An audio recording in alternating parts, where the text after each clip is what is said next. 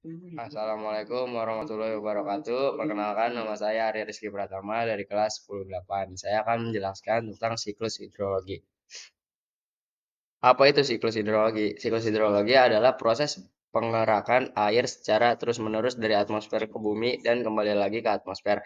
Proses ini melibatkan beberapa tahapan seperti evaporasi, kondensasi, presipitasi, dan infiltrasi, dan transpirasi.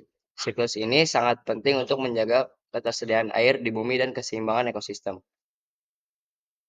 Evaporasi atau penguapan. Penguapan adalah proses di mana air dalam bentuk cair berubah menjadi uap air atau gas. Proses ini terjadi ketika molekul-molekul air memperoleh cukup energi untuk meninggalkan permukaan air dan masuk ke atmosfer. Apa yang terjadi?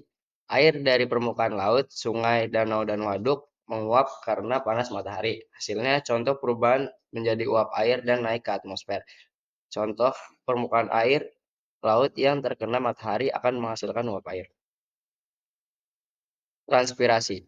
Proses penguapan air dari tumbuhan yang terutama terjadi melalui stomata atau lubang kecil pada daun, dan juga bisa terjadi melalui cuticula, lapisan lilin pada daun, dan lentisel, celah pada batang. Apa yang terjadi? Tumbuhan melepaskan uap air ke udara melalui pori-pori daun atau stomata. Hasilnya menambah jumlah uap air di atmosfer bersama hasil evaporasi.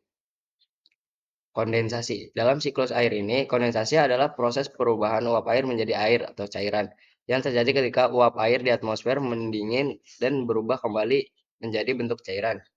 Selanjutnya ada presipitasi. Presipitasi adalah salah satu tahapan penting dalam siklus hidrologi, yaitu proses jatuhnya air ke atmosfer ke permukaan bumi dalam berbagai bentuk seperti hujan, salju, es, atau kabut. Selanjutnya ada runoff. Runoff dalam siklus air juga dikenal sebagai lapisan permukaan. Adalah pergerakan air di permukaan tanah menuju badan air seperti sungai, danau, atau laut. Runoff terjadi ketika air hujan, salju yang mencair, atau air irigasi tidak dapat diserap oleh tanah dan mengalir ke atas permukaan.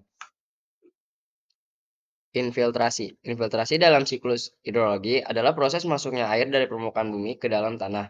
Ini merupakan bagian penting dari siklus air karena air yang terinfiltrasi akan mengisi kembali air tanah dan membentuk cadangan air tanah yang penting bagi kehidupan.